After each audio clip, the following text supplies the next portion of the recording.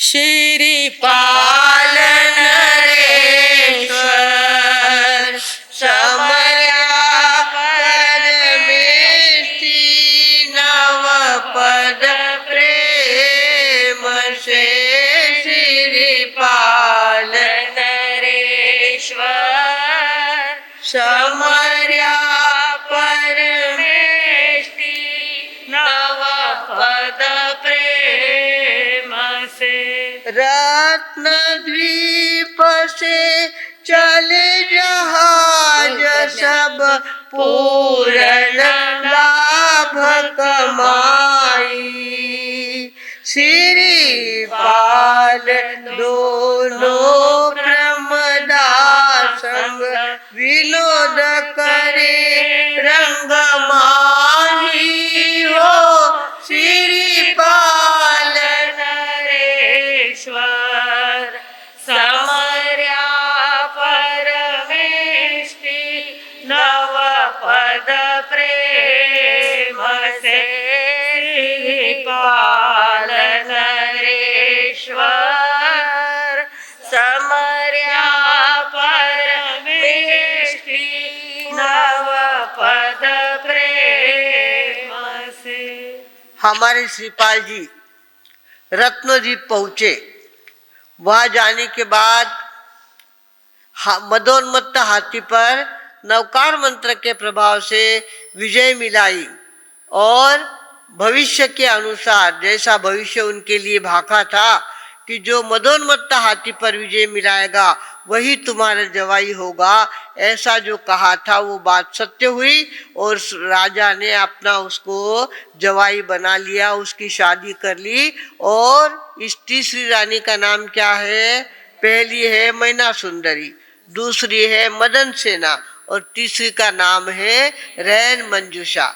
रैन मंजूषा नाम की सुंदर लड़की के साथ उनकी शादी हो गई। शादी होने के बाद जवाई साहब कहने लगे कि अब हमें यहाँ रुकना नहीं है, ससुराल के घर कितने दिन रुकेंगे, हमें आगे जाना बहुत जरूरी है। इसके लिए वहाँ से वे निकले और दोनों प्रमदा साथ ले ली।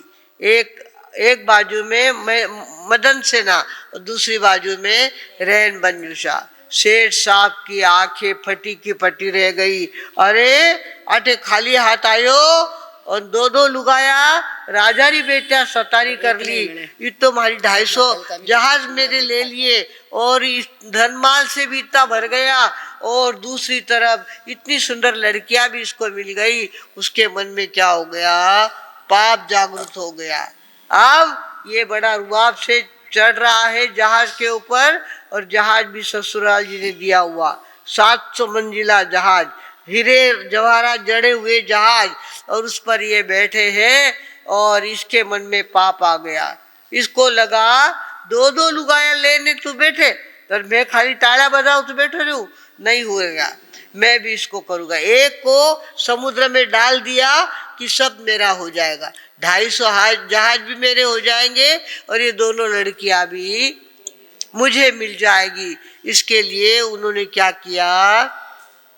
चक्कर चलाना चालू किया और अपने जो मिले हुए दोस्त थे उनको कहा कुछ भी हो इस श्रीपाल को समुद्र में फेंकना है, समुद्र में डालना है, इसका नाश करना है ताकि मेरी 250 जहाज वापिस मिल जाए और ये दोनों लड़कियां का मैं स्वामी बन जाऊं। इस तरह से उसके मन में भाव जागृत हुए और श्रीपाल जी की आदत थी सवेरे भी आकर के पहले अपने धर्म पिता के पैर छूते थे और शाम को सोने से पहले भी धर्म पिता के पैर छूने का उनका नियम था। इस तरह से 7वीं मंजिल से नीचे आकर के धवल सेठ के वो पैर छूते थे। धवल सेठ ने क्या किया?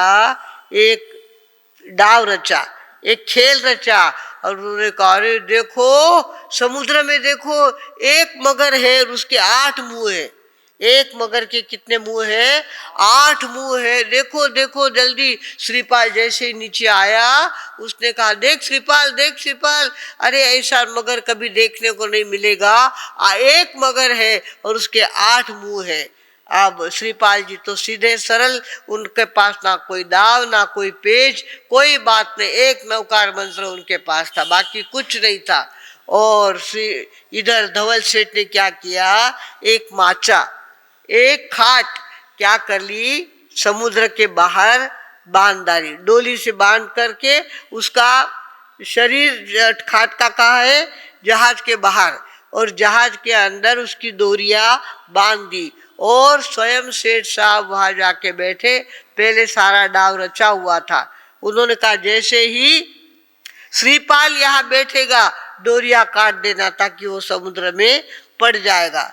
और श्रीपाल जी को धवल सेठ ने कहा, अरे देखो, एक मगर और 8 मुंह, ऐसा मगर ना कभी देखा ना कभी सुना, इधर आओ इधर आओ, से श्रीपाल इधर आओ इधर आओ। श्रीपाल जी गए, उनको खिड़की में से खाट के ऊपर उतार लिया। उतारने के बाद अपने दोस्तों को इशारा कर दिया, डोरी काट डालो। और डोरी काट दे, जैसी डोरी काटी वैसे श्रीपाल जी कहाँ गए, पानी में उतर गए। पानी में नमो अरियंताणम नमो सिद्धाणम नमो आर्याणम उनका जाप चालू हो गया, और उनके पैर के नीचे एक मगर आके बैठ गया, पैर के नीचे आ गया, पैर रखने को जगह मिल गई उनको, ताकि वो अंदर नहीं जा सके, पानी के अंदर नहीं जा सके, ऐसी मगर की पीठ उनको मिल गई। वो नौकार मंत्र फेरते गए। और इधर श्री धवल से सोच रहे हैं, अब तो दोनों लड़कियां मेरी रहेगी, मैं उनका स्वामी बनूंगा, मैं ऐसा करूंगा, मेरा वैसा होगा। मेरी सेठानी तो बुढ़ी हो गई है और वो घर पे बैठी है, तो इतनी सुंदर सुंदर लड़कियां कैसे छोड़ दे हम तो इसके साथ राज करेंगे। इस तरह से सपना देख रहे वो, और जा कर के लड़कियों के पास जाके बैठ गए और कहा कि देखो, वो तो हमारा मोल लिया हुआ आदमी है। बोले रास्ते चलता भिखारी आदमी था, उसको हमने अपने जहाज में जगह दी है और वो यहाँ रहता है। वो श्रीपाल कोई बड़ी बात नहीं है, वो नीचे गया तो जाने दो, उसकी आप फिक्र मत करो, मैं तुम्हारा स्वामी बनने को तैयार हूँ। मेरे ये 500 जहाज, ये मेरी सारी जाहो जलाली तुम्हारी रहेगी, तुम मेरी बन जाओ। इस तरह से वो क्या करने लगे, दोनों लड़कियों को फूस लगाने लग गए। दोनों लड़कियों को अपना बनाने के लिए कभी तो उसने लेडीज कपड़े पहने, लेडीज कपड़े पहन करके उनके पास जाके बैठा। कई कई नाटक उसने किए उन लड़कियों का अपना करने के लिए, पर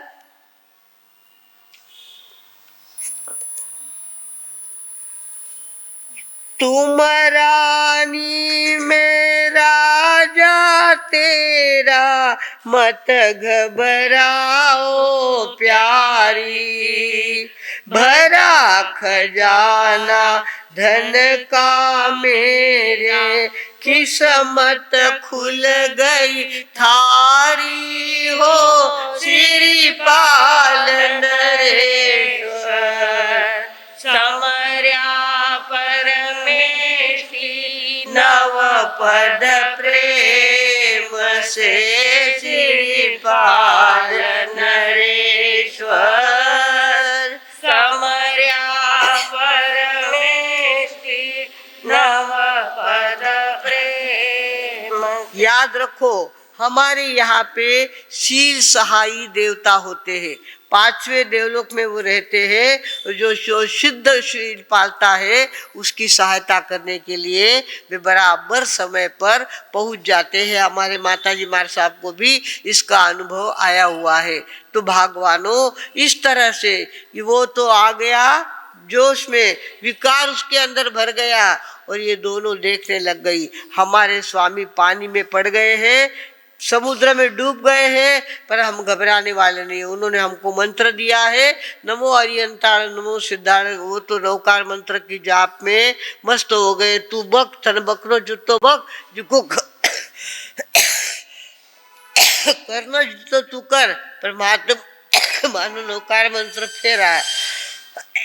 इस तरह से नवकार मंत्र फेरने लग गए वो, और देखते देखते शील सहाय देव वहां पे आ गए। शील सहाय देव आकर के और उन्होंने क्या कर दिया, एकदम घनाघन बिजलियां चमकने लग गई, बादल भर के आ गए। और वहां पे क्षेत्रपाल, समुद्र के क्षेत्र के रक्षा करने वाले नदी में होते हैं, समुद्र में होते हैं, खंडहर में होते हैं, कौन होते हैं, क्षेत्रपाल होते हैं। तो क्षेत्रपाल वहां पे आ गए और उन्होंने क्या किया, हाथ में लिया बाण और कहा कि मूर्ख, ऐसी लड़कियों पे गलत नजर रखता है तू, तेरा भी सत्यानाश हुए बिना नहीं रहेगा। इस तरह से उन्होंने क्या किया, अपना प्रभाव बताया। चक्रेश्वरी देवी वहां पे आ गई, आदिनाथ भगवान की देवी कौन है, चक्रेश्वरी देवी वहां पे आ गई। और देखते देखते वातावरण तंग हो गया और वो जहाज जैसे अब डूबे तब डूबे, अब डूबे तब डूबे, ऐसा झोला खाने लग गया। जहाज झोला खाने लग गया। शेर साहब तो घबराए, मर गए।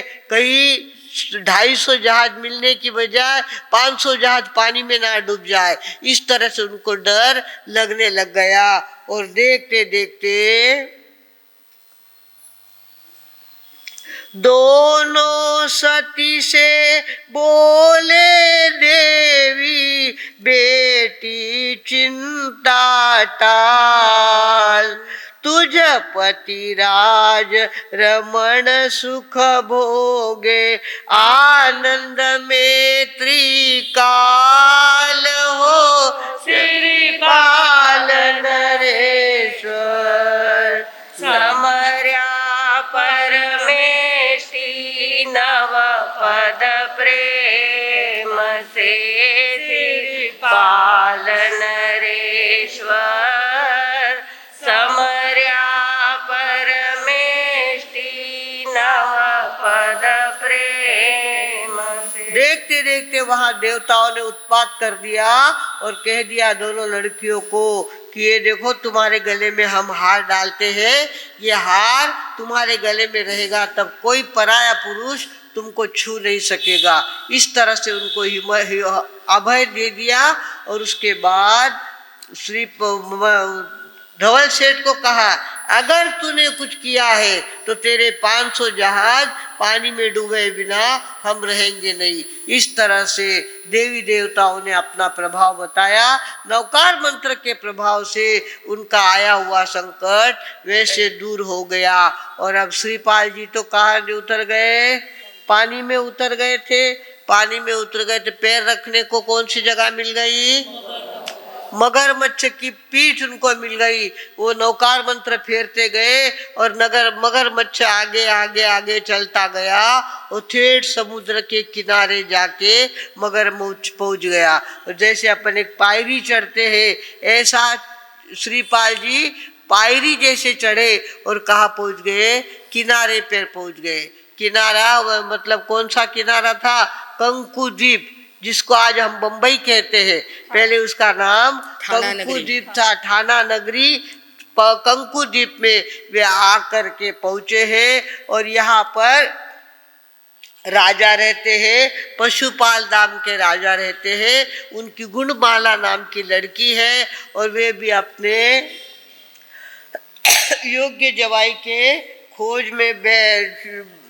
खोज में लोगों से पूछते रहे हैं कि किसी तरह से मुझे अच्छा जवाई मिले, अच्छा ये मिले। तो उन्होंने कहा, देखो तुम्हें इधर उधर जाने की जरूरत नहीं है, समुद्र के किनारे ऐसा एक आदमी आके उतरेगा, 2.5 पहर धूप चढ़ जाने के बाद भी उसके शरीर पे धूप नहीं रहेगी, उसके शरीर पे छाव रहेगी, पेड़ की छाव रहेगी। समझ लेना वो तुम्हारे जवाई है, ऐसा तुम समझ लेना।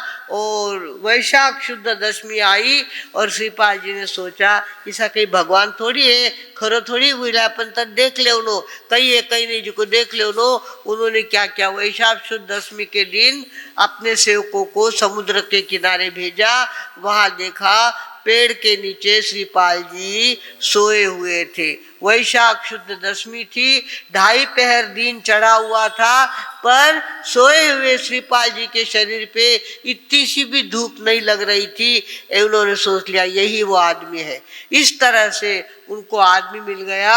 उन्होंने राजा को समाचार भेजे कि जैसा कहा वैसा आदमी यहाँ पे हमको मिल गया है। राजा ने कहा देर क्या करते हो, जल्दी उसको यहाँ लेके आओ और मैं अपनी बेटी की शादी उसके साथ करूँगा। अब श्रीपाल जी कैसे उस कंकुद्वीप ठाना नगरी में जाते हैं, कैसी उनकी शादी होती है और कैसी तीसरी नारी गुणमाला नाम की तीसरी सुंदर लड़की उनको मिलती है, ये तो कल सुनने से पता चलेगा। आज इतना ही बोलकर मैं विराम लेती हूँ। ओम शांति।